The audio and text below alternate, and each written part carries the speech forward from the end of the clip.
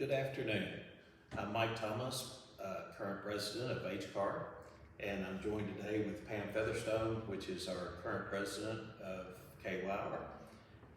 We would like to address the recent verdict that NAR has offered a settlement to, and how that will affect us as realtors in our local area. Pam, would you go through and kind of explain what it was, and what the settlement, how it speaks?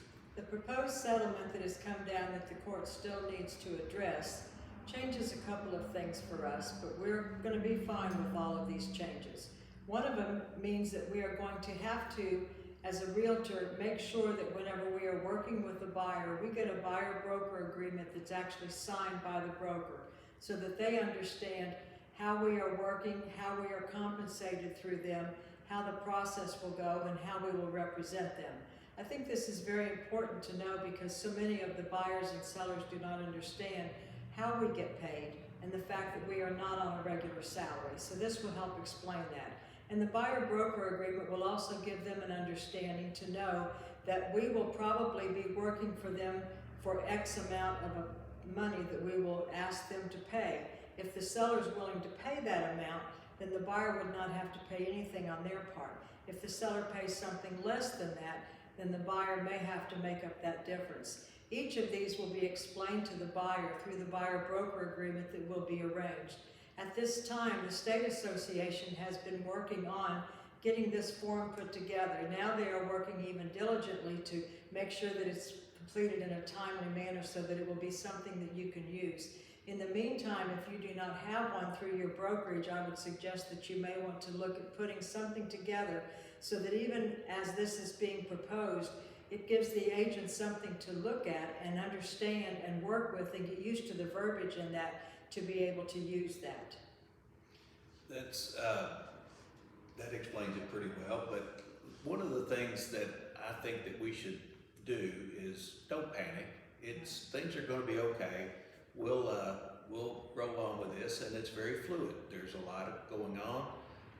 Currently, this has been proposed to be enacted the middle part of July. That may change.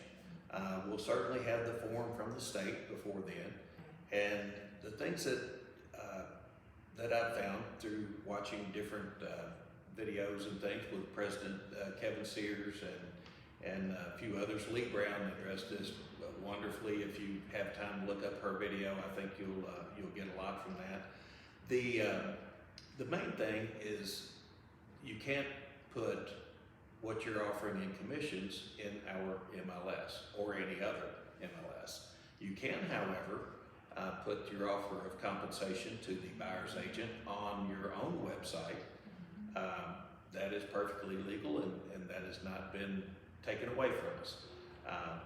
The things that I hear, some of my clients that I work with, that we do on a regular basis, builders and some flippers that I work with, they were saying, well, now we can negotiate commissions.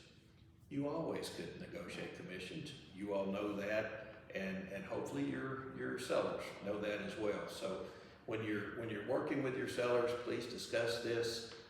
Tell them, yes, we can do it. My personal opinion is, if you're wanting to sell your property, we can do that. If you're not wanting to pay a full commission on that, you might ought to think about it. I think it's in our position to talk to the buyers and to the sellers, and tell them, how we can make this work out. And I think in time it'll be business as usual, but when things of this magnitude come up, we need to address it. Unfortunately, the news media has gotten this completely wrong, and I have not seen any news media outlet explanations of getting this correct at this time. So if that's where you're getting your information, I would highly suggest that you turn those things off for the time being. You can go to the NAR website and you can go to realtor.org and you can pull up Competition Realtor, or you can pull up FACTS, F-A-C-T-S, Realtor, and that will give you a full list of everything. As this information is updated, that will be implemented on that screen too, so that you can pull that up. There are also talking points so that you can speak with your other agents in your office, and you can speak with the consumers themselves to explain. Really, nothing has changed. Commission is not going away. There's never been a standard commission at all. Everything has always been negotiable. The thing that we're facing is the fact that so many buyers are not familiar with the buying process, and they can get taken advantage of if they go this without using a professional. The same thing with the seller.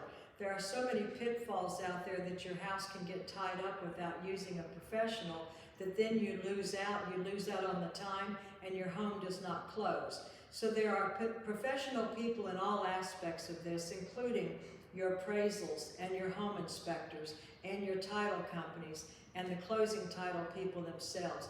You want to make sure that you are protected. We are the only ones that can navigate through this process and see red flags that may come up that could cost you money or could cost you a lot of extra time.